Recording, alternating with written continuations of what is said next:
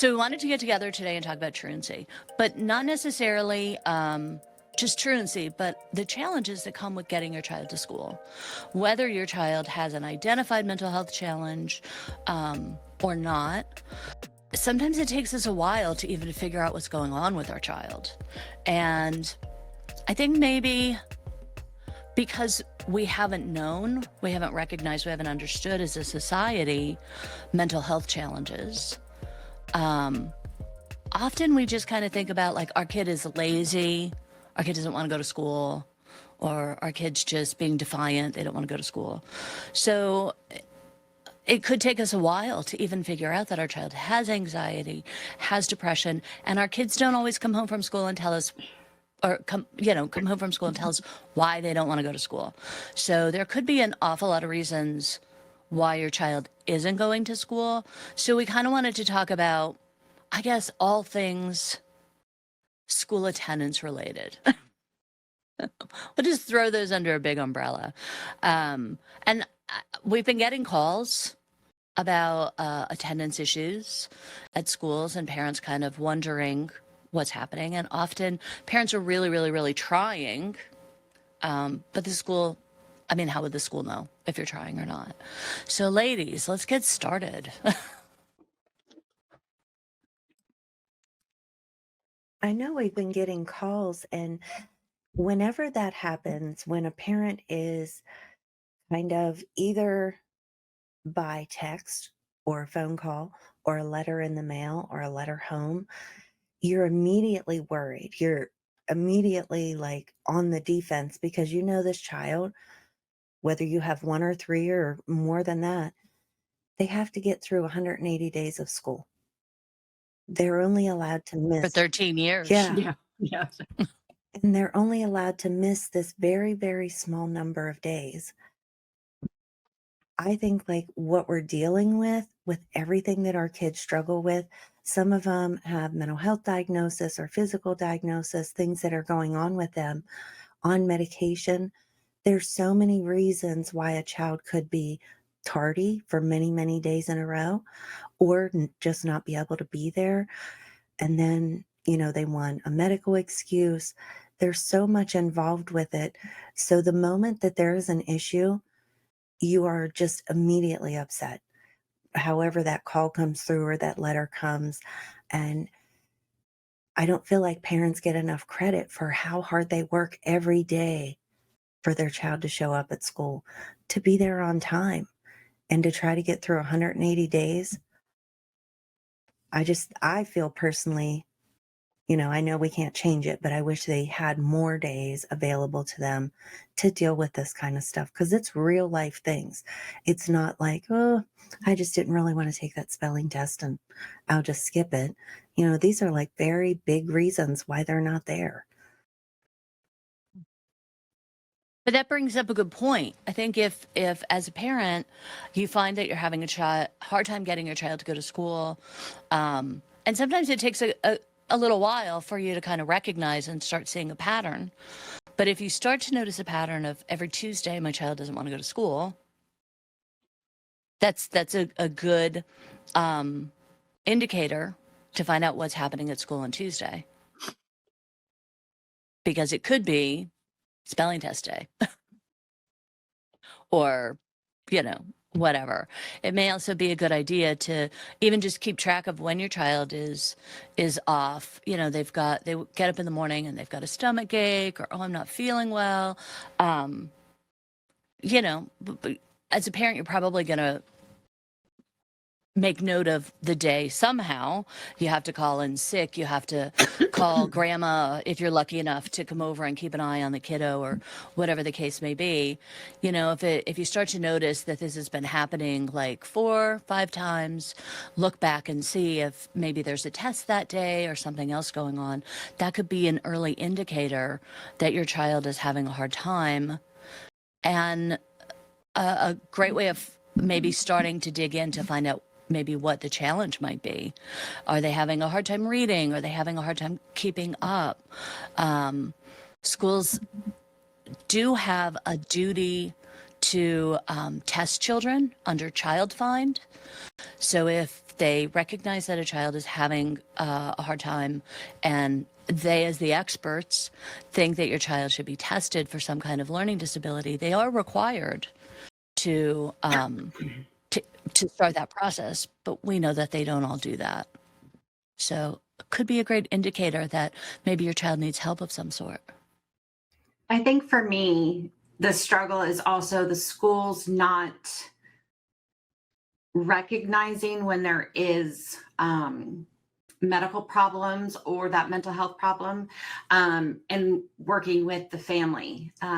For a personal experience, with a grandson that is on the autism spectrum and he's got ADHD. It's something that Jill was just talking about was, the medical side of having some of the ADHD and autism. And there was a lot of gastrointestinal issues. And so he would not be able to go to school. He would be physically sick with stomach aches and other problems. And the school never even had that reach out for the attendance improvement plan, or they just immediately went to the magistrate to try to file for charges, and they would refuse to give him a 504 or an IEP.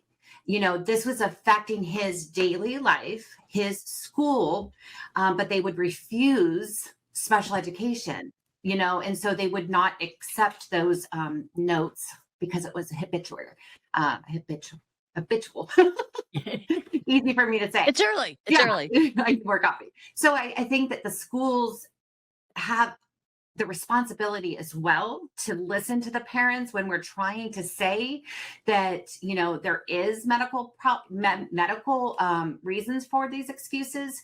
And when we send in those notes to say, it's not like we're just trying to make things up. Our children are struggling as well. And we'll definitely put the Education Law Center document in our show notes. I know we refer to it often. It is very well organized. It lays everything out really nicely. But it does talk about like Pennsylvania law defining school. They broadly define absences as excused when a student is prevented from attendance for mental or physical illness, other urgent reasons, including needing to attend hearings. And then it says school districts will also, many school districts will also excuse absences for family emergency, death of a family member, school activities, educational travel with prior approval. So we do know that the definition of an excused absence is defined by the school district. That's fine. If for some reason your school is telling you they won't accept an absence as excused, that's a great opportunity to say, let me see what your definition of excused absences are. Where is that written down?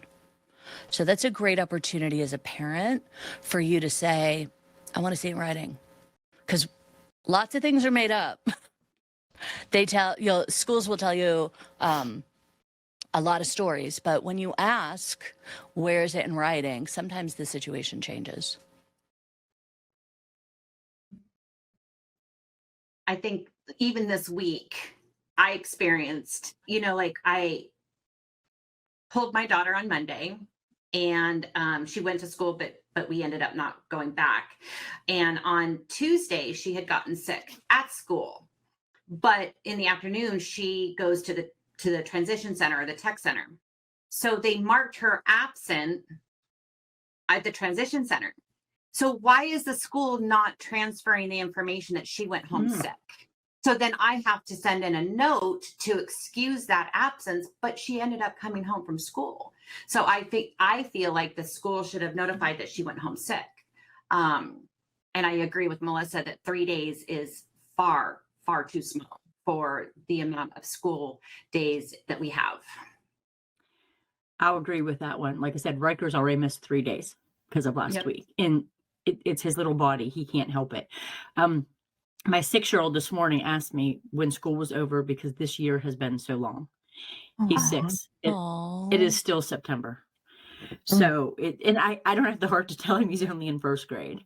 And my children, they, like, none of my kids do. We were talking about, like, spelling tests, whatnot.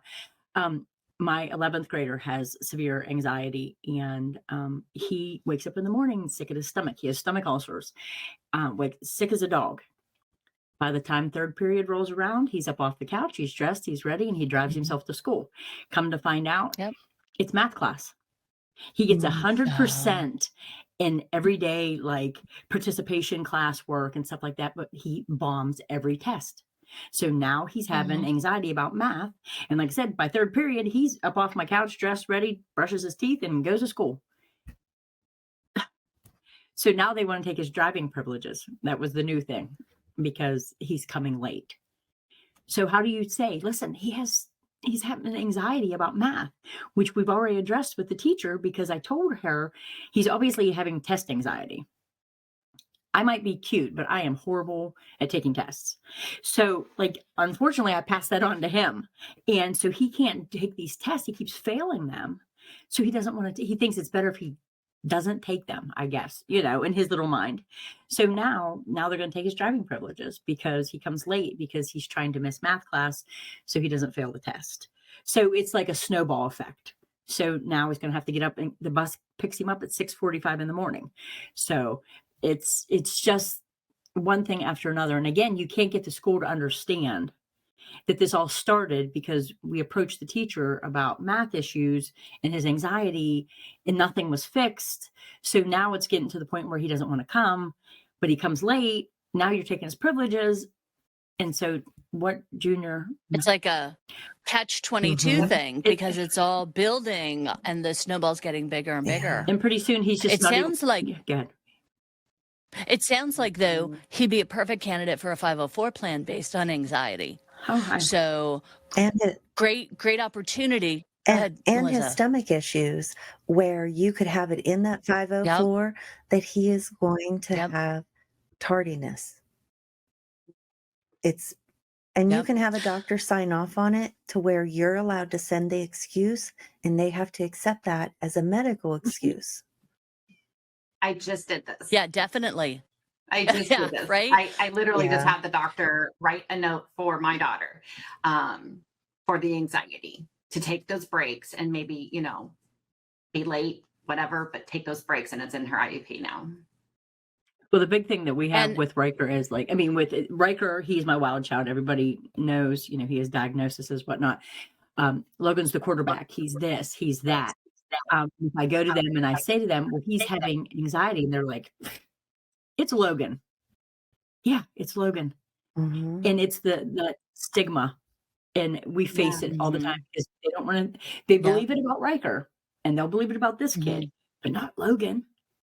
And it ends up hurting him in the long run. It does. Get a bigger picture. But that is a great opportunity, because again, for what parents have to understand is 504 plans are medical, and schools aren't going to know medical things. So, and often they have stomach issues. We keep them home from school. We don't talk about things like that. But if you present your school with a note from the doctor that your child has been diagnosed with anxiety, and then ask your doctor, talk with your doctor. If you have a good relationship, it's good if the doctor can write down, this is how the symptoms manifest in him. So this is how he shows his anxiety. If he has stomach issues and he's on medication, I know for a while, one of my children was on medication that their stomach would get kind of all upset in the morning. And it was just, they were starting a new medication and they needed a couple weeks they couldn't really eat. Or they would take their medication. They'd be like in the bathroom for a little while, which is very typical for a lot of medications for things like ADHD until your body kind of gets settled. But ask your doctor to write up that note, that medical note so-and-so's been diagnosed with anxiety. This is how his anxiety presents. And these are some ways that the school can help. And, doctors may not know, but it would be great if you can kind of, give your doctor some examples of this is how he manages it. Now, if their medical diagnosis, people think that you can't get an IEP for medical diagnoses, but if your child needs to be taught in a specific manner because of their medical challenges, including like mental health challenges, that is something that could rise to the level of needing an IEP. So certainly that's something that you can talk with one of our FSPs here at the Parent Alliance about. And, we can kind of like tease it out. Does he need to be taught in a different way that could warrant an IEP? But here's the problem. Jill, like you said, stigma. He's in what, 11th grade? Yes. 12th grade? 11th. Yeah. He's not going to necessarily want to be the kid who gets up and walks out of class when it's time to take a test. He may feel that stigma, and in small schools, it's really hard because as much as they're supposed to be, confidentiality at small schools, I know the school my kiddos went to, they knew if you went to talk to the guidance counselor, before you even got to your locker, the whole school knew what was happening. So there may be some challenges like that where you have to really talk him into, this is how we're going to suggest that the school manage it, and then make some suggestions if you know that his anxiety is really tough in math class, and certainly for testing. Maybe there's ways when he has a math test, instead of going to math class, maybe he goes to an office of a trusted teacher who's available, which could be like the guidance counselor. So maybe he can go to their room someplace and take the test and have extended time and put on headphones and listen to white noise or listen to music or whatever it takes to help him relax. But it's a good conversation for you to have to say what's more important. Like if he's taking a math test, we want to know what he knows. So how can we put him in an environment so he can show what he knows and, try and work together. But once you present that note to the school, they don't get to decide if they agree with the medical diagnosis or not. And when they can use it. Yeah. Right. Like, so they don't get to say, oh, I know Dr. Smith diagnosed him with anxiety, but me as a high school principal, I know much more about doctoring and mental health. So we're not going to buy that. And so if you do go to if you do go to your school and they say, no, we're not going to honor that, that's definitely a phone call, because that's a denial, and that of educational services. And all schools are required to follow the Americans with Disabilities Act, which is what 504 falls under. Sorry, go ahead, Tracy. No, sorry. I was just going to kind of talk a little bit about the teacher and the medicine. I think that we also need to encourage our parents to talk to the school nurses, especially when there's medication that affects, your stomach, your head, things like that.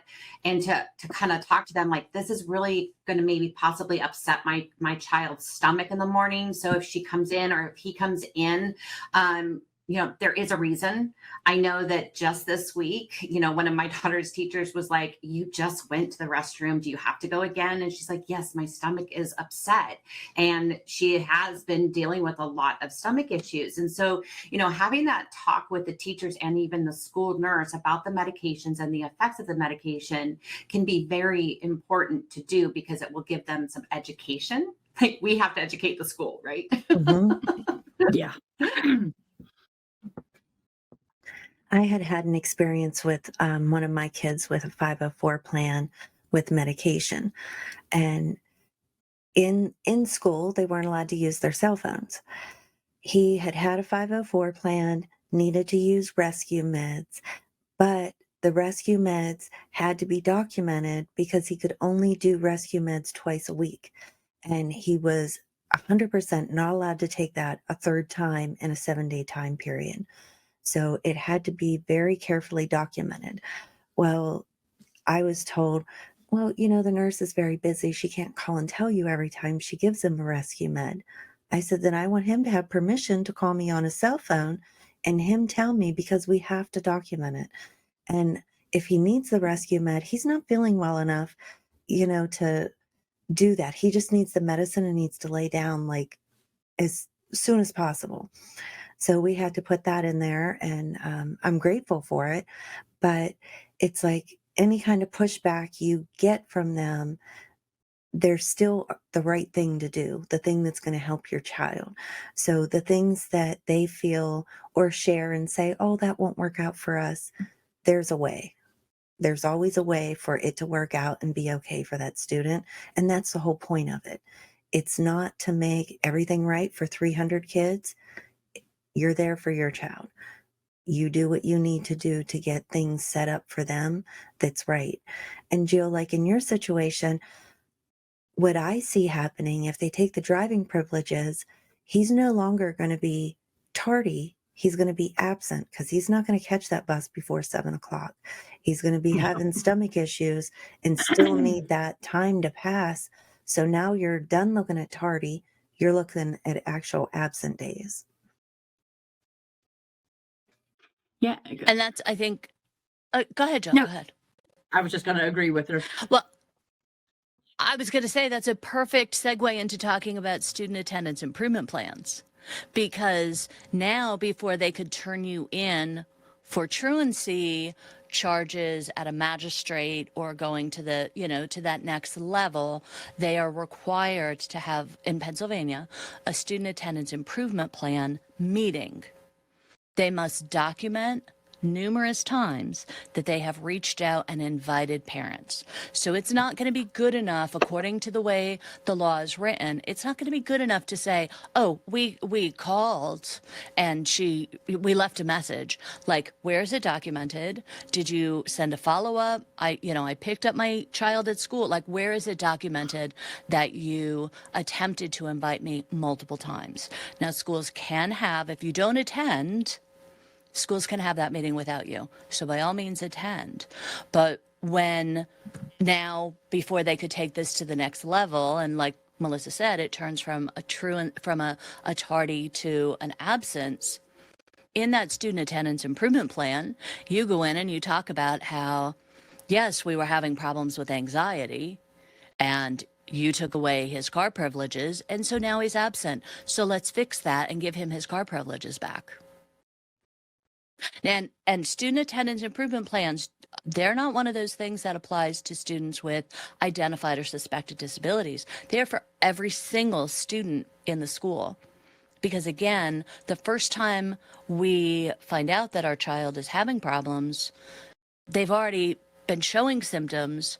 They may have, if you're a working parent and you leave the house and you go, all right, don't forget to get on the bus, we expect that our kids get on the bus.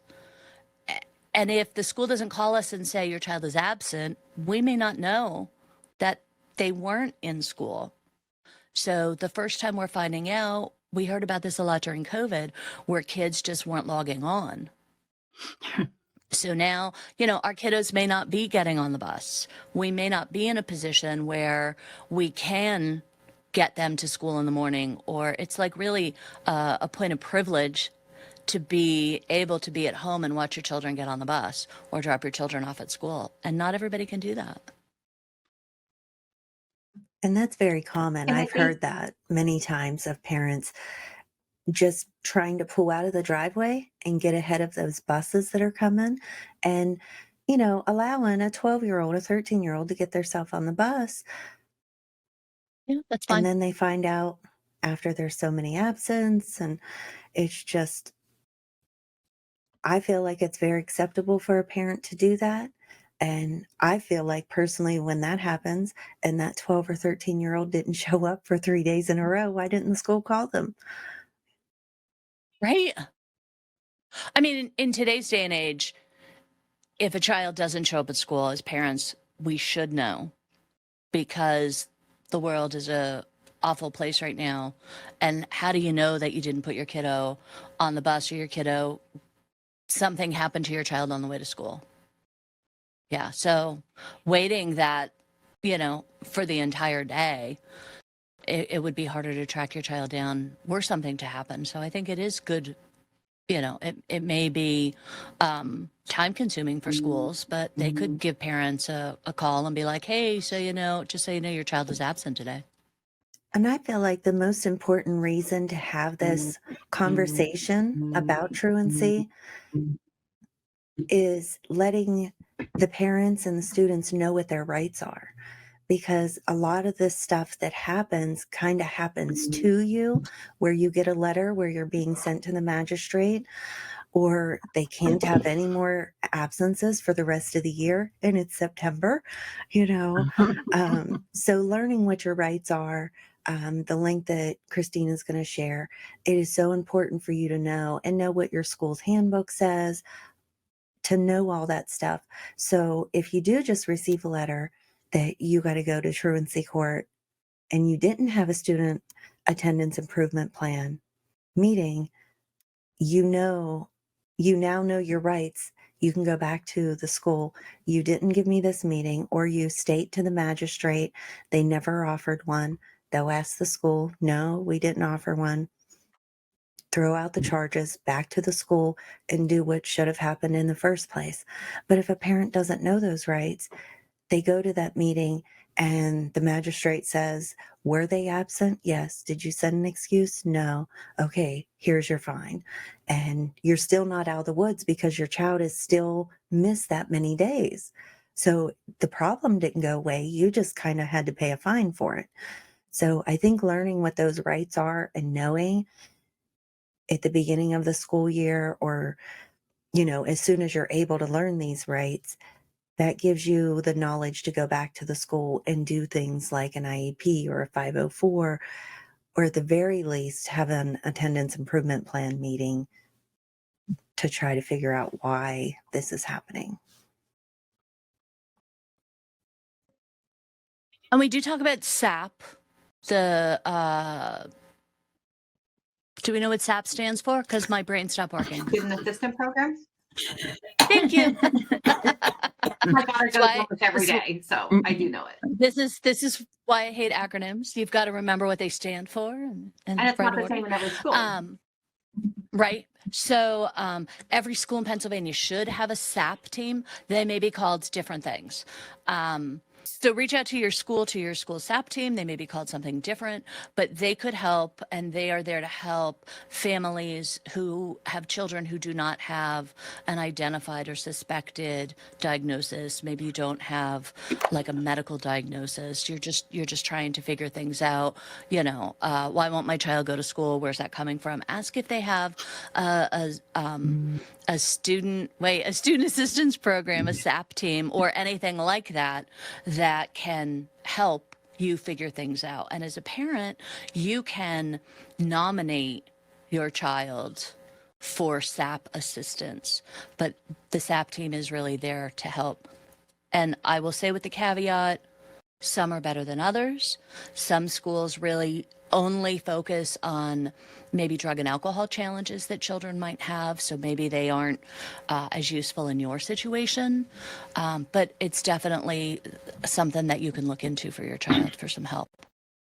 I personally have spoken to some of the SAP teams in my community, and encouraging them when they're first starting out to become part of the student assistant program, is to work with families. That we, just like an IEP team, we are part of that team. And so when, the SAP team starts working with a student, really encouraging them to work with the family to understand what's happening, because at the home, that's the bigger picture of what's happening. They're only seeing a glimpse at school. So I always encourage the SAP team to kind of have that first face, like, we can call you, we can text you, like, we're struggling this morning and they don't want to come to school. Can I bring them in? Can you talk to them so that they can change the outcome of their day? Maybe they're having the anxiety, maybe they're just having the meltdown and you're just trying to get them to school. So I always try to encourage the SAP team to communicate with parents right on the very beginning of school, in the very beginning. When I feel like one big thing is we've touched on so many things, and we all have our own kids. We see so many families, and there are just so many reasons for the truancy. And I feel like the number one thing is we need to try to get to the source. There's bullying. Yeah. There's mental health. There is, like, my son has stomach problems. There's so many different things. The one client I have, her daughter wouldn't go to school. She was getting mean and nasty with mom. And I kind of come into the house and sit down. And I'm like, let's talk. What's going on? She'd put on some weight. She didn't have clothes that fit her. Aw. She was Aw. feeling bad about herself. And something so minute to a 49-year-old, that's a lot to a 15. Right. That's a lot to a 15-year-old. It is. And she Yeah. knew her parents didn't have the money to buy her new clothes. Aw. So we found some clothing resources and we did what we could. And she goes to school now. And it was just something so, like I said, minute, that if somebody would have sat down and said, hey, what's going on? Like, there's no drugs and alcohol. Like, you don't have a diagnosis. What's wrong? You're just a bad kid. No. Yeah. In her 15-year-old mind, that was huge. So That is huge. it is. It is. That is And huge. so, like I said, like, we just need to, each kid is different. And I say this, I swear I say this a million times a day. Every kid's different. We need to parent them how they need to be parented. We need to find out what's best for them.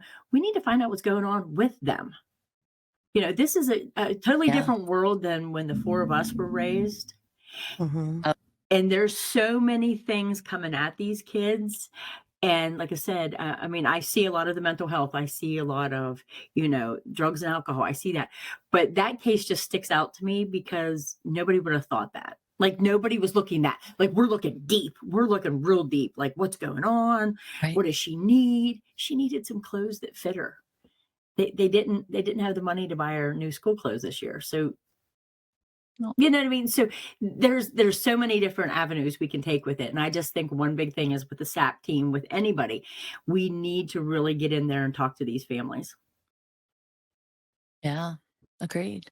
And it's hard because sometimes when, like, if I had a problem with my kids, I would talk to my mom.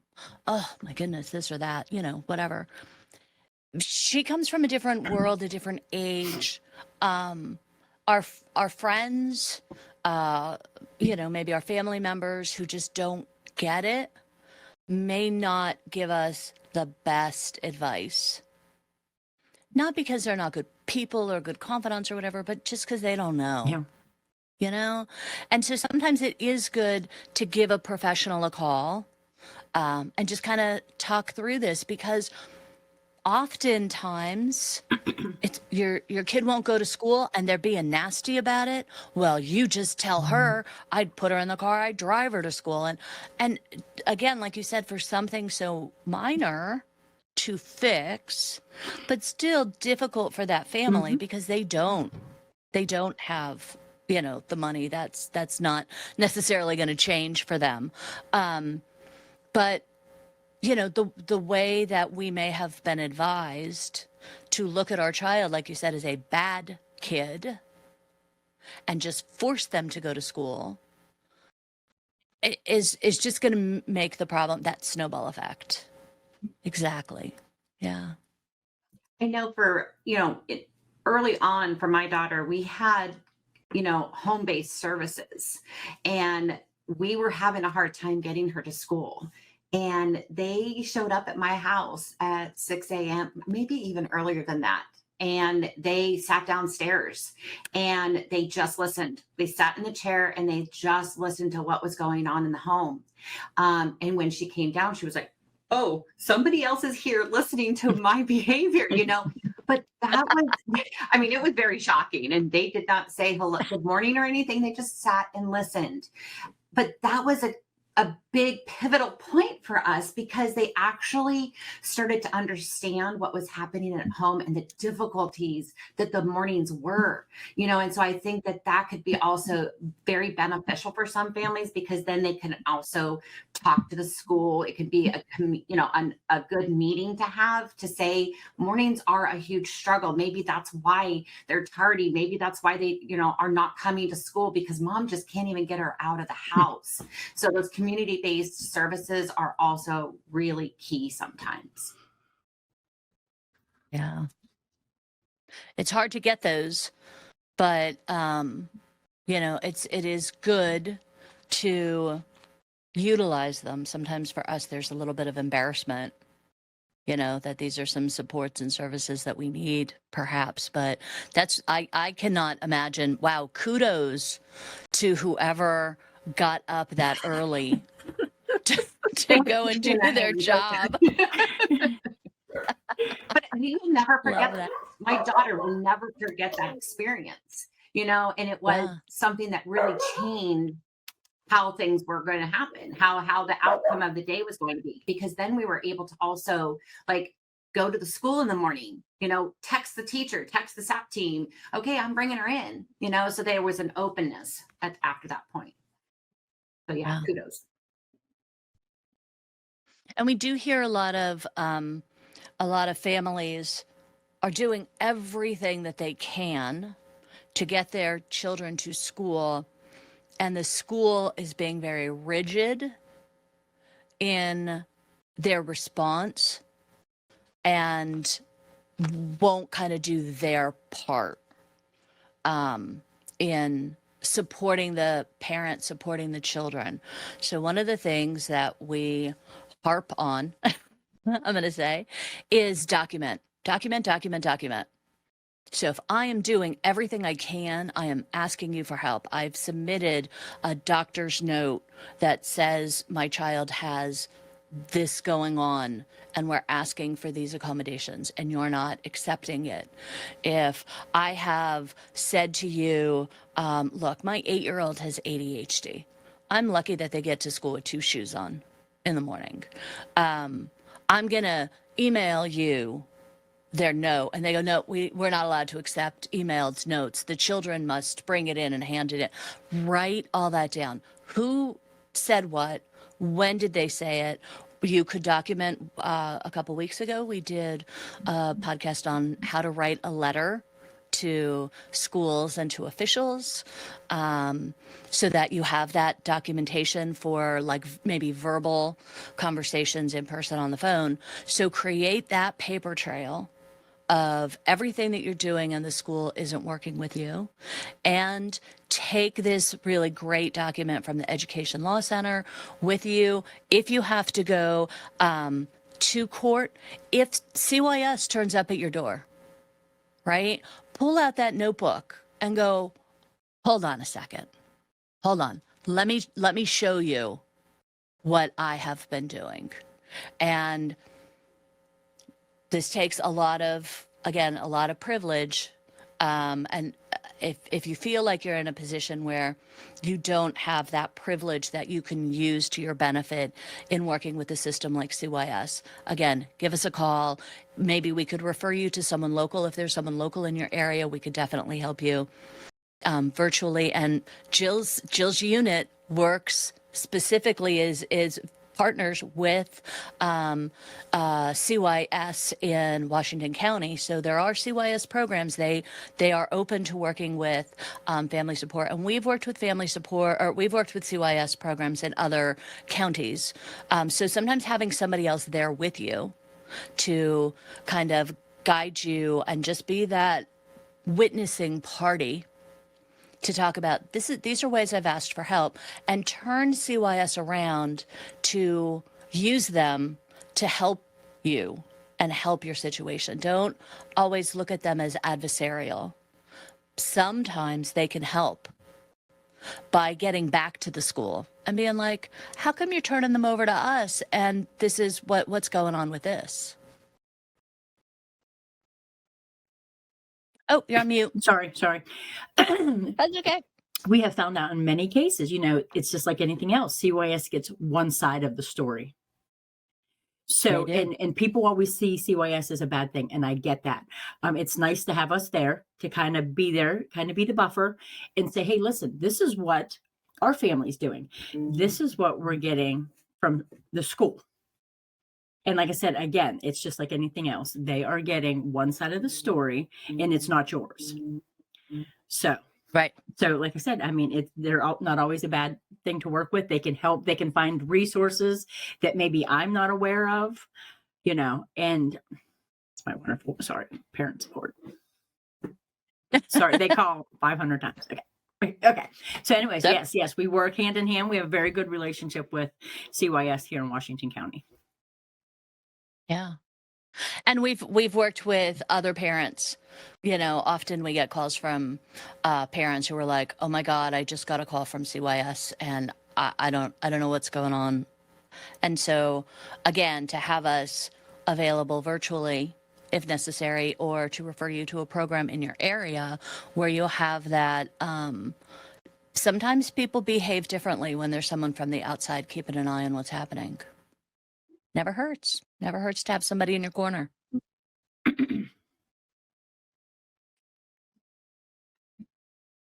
Anything else to add, ladies, before we wrap up? I always want to say that it may appear to the school or even to the parents themselves that your child is giving you a hard time. And I always feel that they're having a hard time. They're not giving you a hard time. There is something going on if these things are happening. And they come in so many different forms and look different for each child.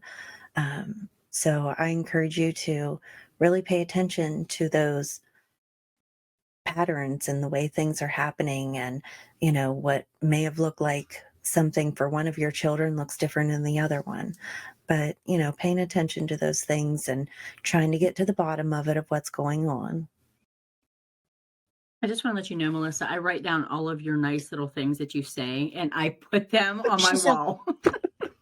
Look, here it is, going on my wall. Like I put all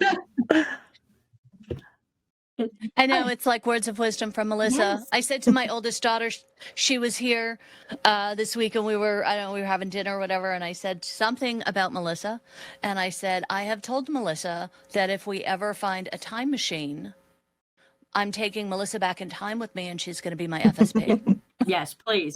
Well, I have confided in her. She's my FSP also. So yeah, I That's feel me like too. you say these wonderful Aw. little things, and I have to write them down and put them on my wall so that I can refer back to them. Oh, thank you. You're so Yep. sweet. I did want to mention, because I think this is important, bullying. We get those calls about bullying all the time. And sometimes our kiddos don't tell us that bullying is happening. Maybe they have mentioned to us that they're being bullied by somebody, and maybe not knowing, not thinking, maybe it wasn't even us. Maybe it was somebody in the family who they confided in. I'm being bullied. And they got that the old advice. Remember, we used to, well, just punch them back once and then they'll stop bullying you. Like that doesn't work anymore. So maybe they've been blown off when they kind of mentioned it. Maybe they've been given bad advice. Maybe they're afraid to mention it. But kids who are being bullied, that may be a reason why they don't want to go to school. And maybe the bullying isn't happening at school. Maybe the bullying is happening on social media. And so you, as a parent, wouldn't know about it. But, like we talked about, sit down, talk to your child. If you know bullying is happening and you're reporting it to the school and the school isn't doing their best to make it stop, again, document it, and keep track of that. Because now if your child doesn't want to go to school, if your child is tardy because maybe they are in class with the person who is bullying them, or maybe they've had an incident outside of school. We hear a lot of times about sexual assault, and the child is in class with the person who assaulted them, and yeah, I wouldn't want to be in that class either. So maybe they're skipping that class. Maybe they're going to school later, leaving early, whatever the case may be. Document it, look for patterns. Sometimes it's helpful if you have a family friend who is great, who you could talk to, a partner. If you don't, give us a call and we could talk through and look for patterns, for reasons maybe why your child isn't going to school. We could look for those patterns of every Tuesday they skip out of class at, 1:15. Sometimes it's helpful to have somebody else to talk through. But definitely, if bullying is impacting your child's ability to access their education, that is an issue that an IEP team is supposed to address, and that would definitely be a reason in a student attendance improvement plan. The child is being bullied. Let's fix that. I would just encourage parents to stay vigilant, and you can get creative when you are, talking to your school about ways to support your child. Document, like Christina said, is just so important, because you can go back on those resources that you're documenting and say, this is what's been going on. That's what I'm saying, be vigilant. Just document things, making those phone calls, and just be creative, on what we can do to support them in the school. I just say be gentle with yourself as well, because it's very, very hard. Exactly. Absolutely. We all need to give ourselves some grace. This parenting thing is not easy. I don't care if you have 1 kid, 10 kids, the golden child, my Riker. It's not easy at all. And like I said, I tell my parents, listen, you're your kid's number one fan. You have to be the one that stands up for him. And that's one thing my Riker knows. And he even told his teacher the other day, he said, I might do some things wrong, but my mom always loves me. And that coming from a 9-year-old, like, all my kids know I love That's them. so sweet. But he knows that there's stuff going on. He knows he has bad days. But you always want them to know, even on their worst day, we still love them. Absolutely. Absolutely. All right, ladies. Well, thank you for your time. I know that this is something in addition to your regular things that you do all day long, but I think it's nice if we have this conversation so people kind of get to know us. I think it's a little easier for people to call and talk to somebody who they kind of feel like they know. And even if parents don't ever call us, or parents are outside of Pennsylvania and can't call us, sometimes just to like listen in and know that you're not alone, and kind of have your coffee with us in the morning, or take a break with us. We're happy for our listeners. So thanks for joining us today, and ladies, have a great day. Thanks. See you guys.